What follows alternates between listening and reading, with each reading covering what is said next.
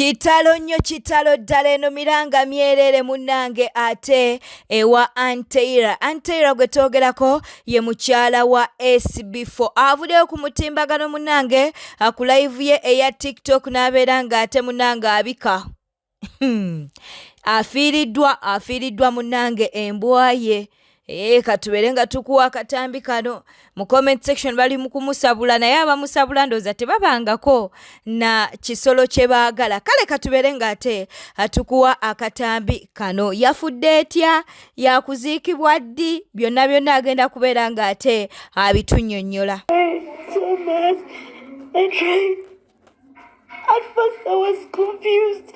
I didn't know what to do exactly because it was the first time it's happening. Sasa nenje kwata kungo simanyo bankolenta. Ngandooza bayajavide wero bajikubye obonetya. Nekankana. Ngeyongera kwegolola.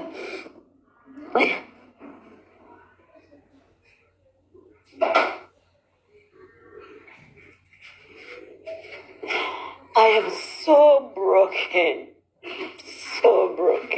right now. My dog was everything. I loved her so much I can't say.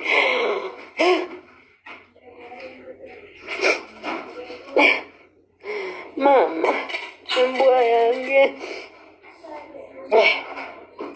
Oh, we. Okay. I'm so pissed.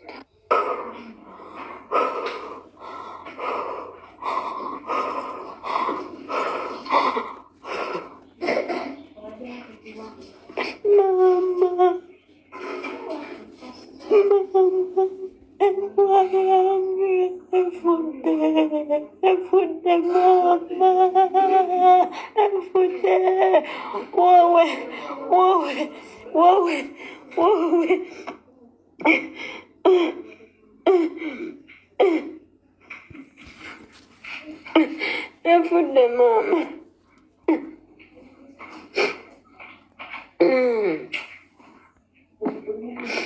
I'm only here looking for the person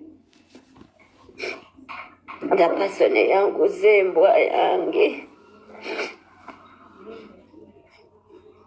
You will be the only person to understand me right now. You will be the only person to understand me. You will be the only person to understand this situation I am going through. My dog is normal. And I tried calling your number. I tell you, oh, Mama.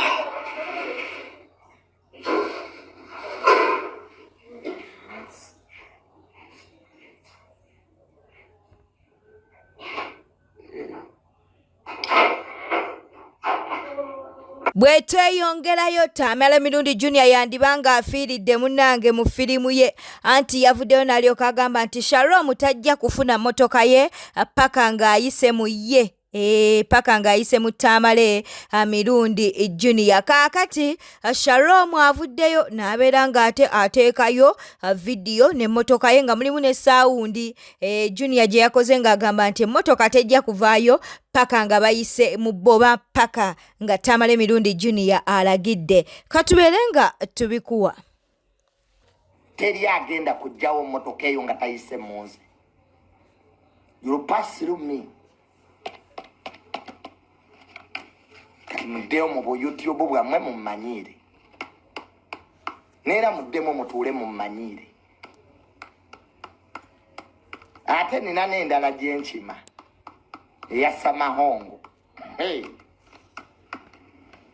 Olukwe lwendiko nina n'endala gye nkima. Tubeere ng'ate tukuwa akatambi kano aka Share Price akosa n'omwana we Blackman alina wano ekibuuzo kye yabuuzizza maama we. Akati classe. Today we're in the camera. Tell them exactly what you were telling me off camera. Mommy, somebody said you adopted me. Hey, Chichigo, why? I tried not to believe it. But I always believe sometimes because our skin color, it's different. You want to believe that I adopted you because of our skin colors, yeah? Yes. I want you to understand one thing. Baba, me and you, we are the same We color. are two different people. And because me, I bleached. Baba, me, I'm using bleaching creams. Do you know? Do you know this is not my skin color? And you're a boy, I cannot bleach you. And let me tell you something. Whoever is telling you that I adopted you, they are liars and they don't want you. They hate you so much and they want to kill me. Take it. I gave birth to you. 18th May, 2016. In that hospital, I have your document. Nga MATHIAS WALUKAGA we yatusuubiza nti no bagenda kubeera nga ate baddukira mu kkooti enkulu bakikoze olunaku olwaleero nga bakulembeddwamu looya we Nalukoola bagenze ne babeera nga ate bateekayo okwemulugunya kwabwe nti baggiddwayo mu bukyamu oba bawandukuluddwa mu bukyamu. Katubeere nga tukuwa MATHIAS WALUKAGA ate tugenda kubeera nga tukuwa ne Nalukoola. Ugandan kuwa biragiro eri baloyazi bange era kyebakoze olwaleero nga bawakanya ensalawo y'akakiiko k'ebyobutonde kubanga nze nina obukakafu nasoma bulungi nnyo ate era ngasoma era nzikira mwaka mujja so ebyamateeka bibakwasizza ekyange kyali kyabbawa bukakafu nakula mu mpapula zange ne balaba nga bayingira mu kintu kibasobola okuwangula tebaali kiyingiddemu singa abadde balaba nga ekisoboka in English. Contesting as member of parliament to represent the people of the Solicitor constituency. My law here is to give my lawyers directives to appeal and instruct what they have done. I'm very sure that in the courts of law we are going to get justice. The ruling of the Electoral Commission was illegal, was biased, but I'm very sure my lawyers wouldn't have intervened in some to the aversion that is not winning. So I'm very sure we are going to get justice for them. Kubanga bali bakoze bya mancholo nabo bennyini ne bafuna entengereze nga bamaze okuwa ensalawo yaabwe ensala gye bakola nga 25 ne bagituulako ne batagita ndowooza nga beefumiitiriza n'ebino bye tukola ddala bye bisaanidde akakiiko k'ebyokulonda mwewuunyisa nnyo temuyinza kukola nsala ng'ensalawo yabyakulonda ng'okulonda mukumanyi nti kulina obudde bugere ne mugikola nga 25 ne mugifulumya okiwa gwe mugiwadde nga wayiseewo ebbanga eryenkaniddeawo temuyinza gifulumya nga mwenda ng'obudde buyise kitegeeza waliwo ebikyamu bye muliko eyo bye mukola mwami byabakama weetereze tuzze wano banno bakuyamba abalamuzi bajjewo ebyo ebikyafu bye muzze nga mukola eyo mu Electoral Commission ku mwami Walukaga. Tusuubira nti kkooti egenda kuwa obwenkanya mu budde amateeka bwe gagamba. Nga MATHIAS WALUKAGA akyali mu maziga munnange neeno munnange ewa mulya nnyama yandibanga naye ate agenda kugoberera MATHIAS WALUKAGA bavuddeyo ne babeera nga ate batuwa bwino. Mama mia ekiri mu Nuupu kissa kinegula tuli ku kijjobya ekyalesa enkoko obuwuulu Ali Haji Kasirye Nganda Ali aka mulya nnyama. Constitution ya Uganda ekkiriza omuntu okukyusa amannya at any given day. Naye ekibuuzo kiri nti ate okyusa otya amannya ge wali oyina? Okyusa otya amannya ate ge wali oyina? Kyentegeeza kye kino. Wakyusa amannya mu 2016 ng'ennaku z'omwezi 17 ogwokusatu. Kyokka ate ebiwandiiko biraga 2012 watuula S4 ng'amannya ge gamu g'oyina. Amannya ge wali oyagala okyusa mu 2016 ebiwandiiko bye wali okyusa ate amannya ge gamu ge biyina. S4 agitula 2012 amannya ge wali okyusa ate ne mu 2012 ge wali okozesa ne mu 2014 ng'otuula form 6 amannya ge gamu ge wakyusa mu 2016 ge wali oyina. Ekyo kye bayita batya? kitegeeza wagenda okukyusa amannya go, wagenda okugenda mu gazeeti y'eggwanga okukyusa amannya, ng'amannya wagakyusa dda era nga watandika dde okugakozesa nga togenze mu gavumenti, kuba mu 2012 wawali otwa S4 ng'era olina amannya ga Kasirye, Nganda, Ali, ne mu 2014 ng'olina amannya ga Kasirye, Ali, Nganda. Ate mu 2016 wali okyusa biki? Wali okyusa biki muganda waffe? Ojja tubuulira. That is impersonation. Impersonation and forging. Ani nyini bipapula bino. Mugenda kakasa nti omwami Luzibe yali abagamba bituufu. Twenoonera ssente mu kalulu. Naye nga ekiri mu nuupu kijjo bye kyalese emmese obuwulu. Mulya nnyama ebiwandiiko 2012 wali ebiwandiiko byaliko Kasirye, Nganda, Ali. 2014 Kasirye, Nganda, Ali. Kyokka ate 2016 n'ogamba okyusa amannya. Kati watandika okukozesagana amannya nga tonnagenda mu gazeeti ya ggwanga gakyusa. You will explain. Tamale mirundi Junior asabye Chosen Becky nti munnange buno bubeere obufumbo obusembayo. Junior amanyira agambye nti buno bubeere obufumbo obusembayo, ekitegeeza tebamusuubira kuba nti naayawukana ne Professor Ssekajja. Chosen Becky please. Buno tetukkirize bwe buno obufumbo obusembayo. Era tebajja kudda bayise. Waliwo omuyimbi oba ye Nantongo oba yaani yayanjula emirundi 3. There is a musician who made the introductions for the time. Tata we namugamba nti abantu baganye okudda. Kabe empite era bye bakomawo nabo batukane bamugamba. Engoye zituweddeko. Gamba muwalawo atuuze ekimuwujja. Yaliwo wano mu Uganda. Bamugamba muwalawo waba ekimusinga. Achi. Chabano gitanja. Yali wawa. So, etanda gyesibira Chosen Becky nti katusuubire ng'omukolo guno bwe gwabadde omulungi bwe wabaawo ekikuwujja kikkaka ne Chosen otuule mbufumbo ofumbe. Kwanga abasajja ffenna gangoboolire abasajja ffenna ebizibu ebituluma bye bimu. Otegera? Nfuna yaffe yekyuka ati waliwo afuna 2, waliwo afuna miliyoni naye nga ffenna feezi tumuwa. Ebizibu by'abasajja bye bimu. Ebyassekajja bye bimu n'ebibyo. Naye nfuna buli omu alina enfuna ye n'enjiya ye haji. Otegera? Kakati Chosen Becky, my sister. Year after year we are discussing your breakups. Buli mwaka. Chosen era nga gutandika omwaka amawulire galekawo page ya Chosen Becky ebeerawo nga yaki yakwawukana na kuzaala ako kakanyomero ba editor bamuli bangamba nti buli mwaka bakalekawo yakekwata. Waliwo abantu nga balina akantu ke bakola every year. Kalize Junior every year mu ntalo woto ojja kundabamu. Oyina space, oyina omuko. Nina space yange. Junior agugulana negundi. Nze mbeerawo nga tewali ampalana kimpisa bubi. Haji paba mutukolera mu mpalana ze zitujje ewaffe. Nyende ngule emmotoka nkulageko. Sabu basi yale tukola. Okay, kati ye Becky. Bamulekerawo omuko. Wa break up na kuzaala.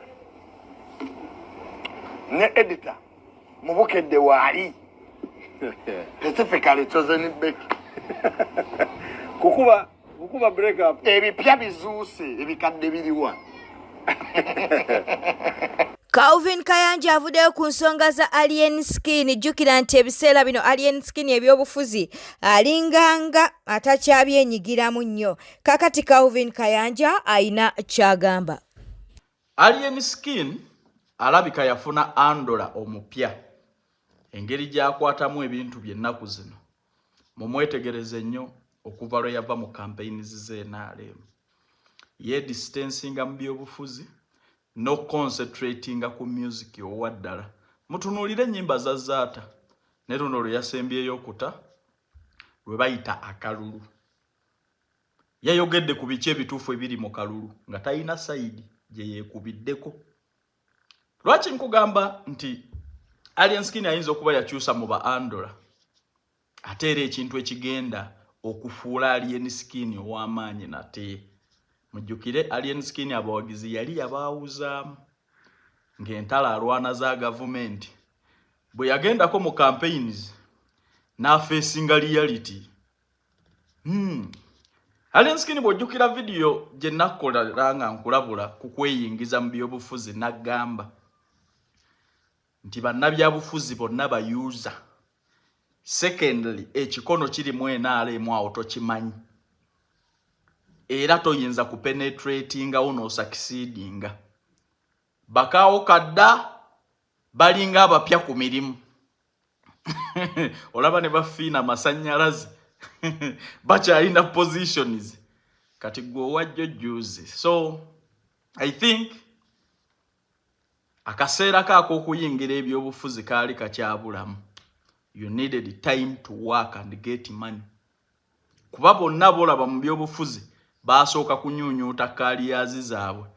Bwe baabaako we batuuka nga balina kye baziggyemu kwe kusalawo beyaniveiringire mu byobufuzi. So Alien Skin nkwagaliza mirembe mu lugendo lwo olupya olwa reality olw'obutaawula bannayuganda olwa fan base empya eya NUP, eya NRM, eya FDC, eya Jema, eya DP.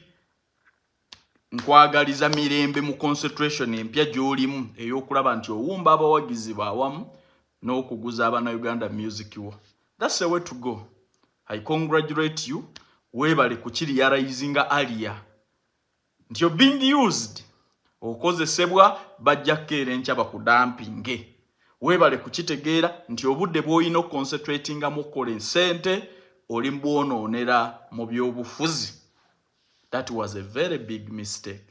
Waliwo omusajja yafiiridde mu loogi kaakati okusinziira ku Godfather yaavuddeyo nalyo kagamba nti omusajja waafiira mu loogi nga mufumbo mbu balina kunenya mukazi.